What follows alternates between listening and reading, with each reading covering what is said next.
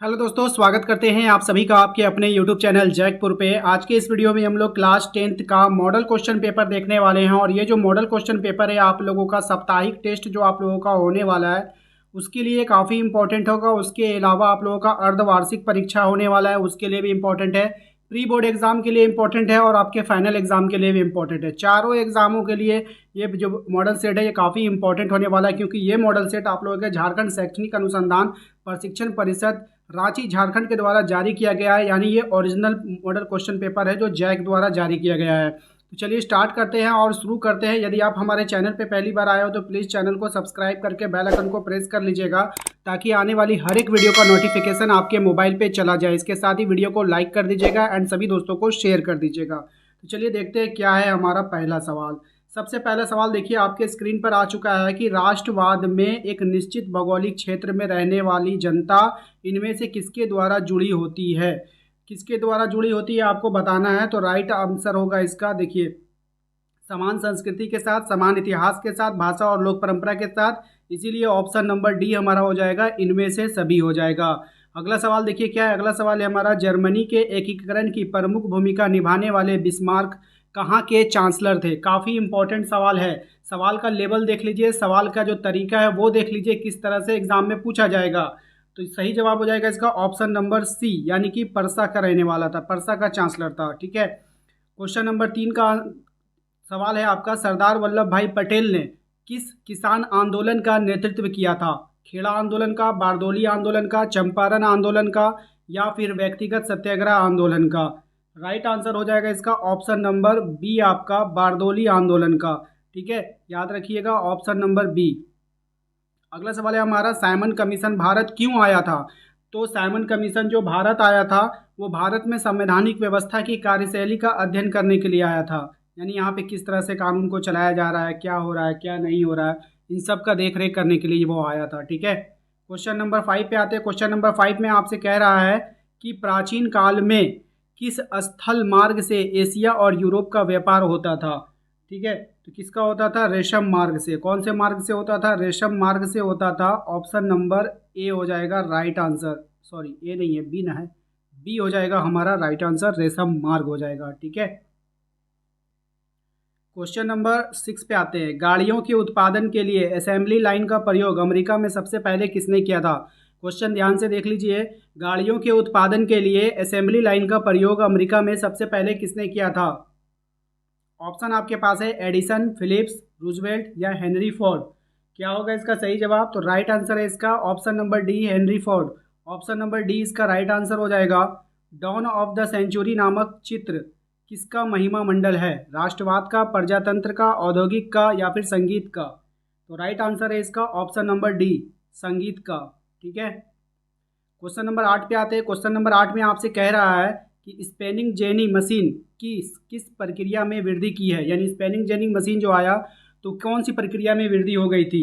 कताई, बुनाई, छपाई या फिर रंगाई। तो राइट आंसर हो जाएगा इसका ऑप्शन नंबर ए, कताई में वृद्धि हो गई थी। किसमें वृद्धि हो गई थी, कताई में। अगला सवाल है क्वेश्चन नंबर 9 पे आते हैं। क्वेश्चन नंबर 9 में कह रहा है कि भारत में पहला प्रिंटिंग प्रेस किसके द्वारा लाया गया था। फ्रांसीसियों के द्वारा, पुर्तगालियों के द्वारा, डचों के द्वारा, या फिर अंग्रेजों के द्वारा। तो राइट आंसर हो जाएगा इसमें ऑप्शन नंबर बी, आपका पुर्तगालियों के द्वारा। याद रखिएगा पुर्तगालियों के द्वारा प्रिंटिंग प्रेस लाया गया था। ठीक है, बिल्कुल आसान है। पी से पुर्तगाली, पी से प्रिंटिंग प्रेस, दोनों को याद रखिएगा, दोनों पी से होगा या पौ से। अगला सवाल देखिए क्या है, गैली क्या है। क्वेश्चन क्या है आपका, गैली क्या है। धातुई फ्रेम है, चर्म पत्र है, ताम्र पत्र है, या पांडुलिपि है। राइट आंसर हो जाएगा इसका ऑप्शन नंबर ए, धातुई फ्रेम हो जाएगा। ठीक है, याद रखिएगा।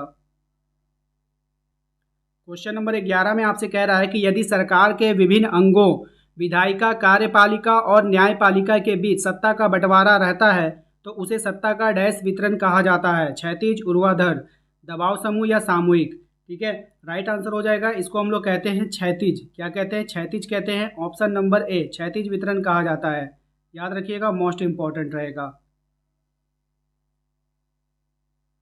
भारतीय संघ में इस समय क्या है। भारतीय संघ में इस समय क्या है, 28 राज्य और 8 संघ शासित केंद्र प्रदेश है। ठीक है, ऑप्शन नंबर बी हमारा राइट आंसर हो जाएगा। ठीक है। क्वेश्चन नंबर 13 में आते हैं। क्वेश्चन नंबर 13 में कह रहा है कि मैक्सिको की कहानी किस आंदोलन से संबंधित है। अश्वेत शक्ति आंदोलन या नारीवाद आंदोलन, आपको बताना है किससे संबंधित है। तो इसका राइट आंसर हो जाएगा यहीं पे है आपका ऑप्शन नंबर ए, अश्वेत शक्ति आंदोलन। ठीक है।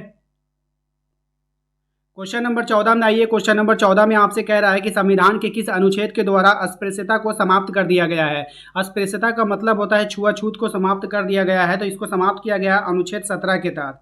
17 का माने खतरा, और छुआछूत क्या होता है, एक तरह का हमारा सामाजिक खतरा था ना, उसको समाप्त कर दिया गया। ठीक है, इस तरह से याद कर लीजिएगा। क्वेश्चन नंबर 15 पे आइए। क्वेश्चन नंबर 15 में आपसे कह रहा है बामसेफ निम्न में से किसका संगठन था। तो बामसेफ जो था वो निम्न में से सरकारी कर्मचारियों का ही संगठन था। क्या था, सरकारी कर्मचारियों का संगठन था। बामसेफ जो था वो सरकारी कर्मचारियों का संगठन था। ठीक है, अगला सवाल में आते हैं। अगला सवाल है हमारा, भारत में राजनीतिक दलों को मान्यता कौन देता है, राष्ट्रपति, संसद, उच्च न्यायालय या फिर चुनाव आयोग। तो भारत में राजनीतिक दलों को जो मान्यता प्रदान करता है, राजनीतिक मतलब क्या, जो चुनाव लड़ेगा, तो जो चुनाव लड़ेगा वो चुनाव आयोग ही उसको मान्यता देगा। ऑप्शन नंबर डी हमारा राइट आंसर हो जाएगा। क्वेश्चन नंबर 17 पे आते हैं। कह रहा है कि लोकतांत्रिक सरकार क्या होती है, उत्तरदायी सरकार होती है, जिम्मेदार सरकार होती है या फिर वैध सरकार होती है या उपरोक्त में से सभी, क्या होती है आप बताइए। तो राइट आंसर हो जाएगा इसका ऑप्शन नंबर डी। देखिए अभी तक यदि आपने वीडियो को लाइक नहीं किया तो प्लीज़ लाइक कर दो। काफ़ी मेहनत लगती है वीडियोस बनाने में और आपको लाइक करने में 1 सेकंड भी नहीं लगेगा। तो वीडियो को लाइक कर दीजिए ताकि आपके लिए ज़्यादा से ज़्यादा वीडियो बनाया जाए। क्वेश्चन नंबर 18 पे आते हैं। लोगों को राजनीतिक सुधार लागू करने में और सशक्त बनाने वाला कौन सा अधिनियम श्रेष्ठतम है, बताइए कौन सा अधिनियम सबसे श्रेष्ठ होगा। सूचना का अधिकार होगा, स्वतंत्रता का अधिकार होगा, शिक्षा का अधिकार होगा या फिर समानता का अधिकार होगा। तो राइट आंसर हो जाएगा यहाँ पे ऑप्शन नंबर ए, सूचना का अधिकार। तो सूचना का अधिकार एक ऐसा अधिकार है जिससे आप सशक्त बन सकते हैं। ठीक है, क्यों, क्योंकि आप किसी भी फील्ड के बारे में जानकारी प्राप्त कर सकते हैं, सरकार से डायरेक्ट पूछ सकते हैं आप। ठीक है ना, यही हो गया सूचना का अधिकार।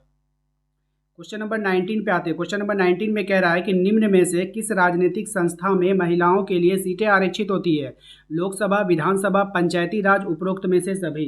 तो कहाँ पे होता है आप लोग को पता होगा, पंचायती राज में होता है। और कितने सीट होते हैं आरक्षित, इसका जो है आप लोग कमेंट बॉक्स में कमेंट कर कर बताइएगा। ठीक है, काफ़ी इंपॉर्टेंट है। या तो आपको संख्या पूछ लेता है या तो परसेंटेज पूछ लेता है, या नहीं तो आपसे पूछेगा कि कहाँ पे होता है। तो कहाँ पे होता है ये आपको पता चल गया, पंचायती राज में होता है। अब कितना परसेंट होता है या कितना नंबर्स है, इसको आप कमेंट कर कर हमें जरूर बताइए।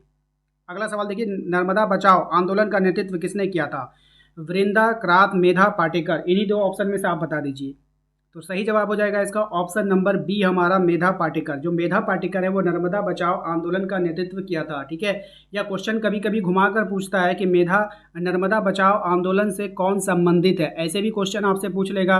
तो मेधा पाटेकर आपको यहाँ पर आंसर करना है। ठीक है, तो उम्मीद करते हैं कि आप लोगों को आज का ये वीडियो पसंद आया होगा। वीडियो पसंद आया तो प्लीज़ वीडियो को लाइक कर दीजिएगा। चैनल पे पहली बार आए हैं तो सब्सक्राइब करके बेल आइकन को प्रेस कर लीजिए ताकि आने वाली हर एक वीडियो का नोटिफिकेशन आपके मोबाइल पे चला जाए। तो उम्मीद करते हैं कि आप लोग सब्सक्राइब भी कर लोगे और वीडियो को लाइक भी करोगे, और जो मैंने कमेंट में आंसर मांगा है उसका आंसर भी कीजिए। मिलते हैं अगले वीडियो में। Thank you.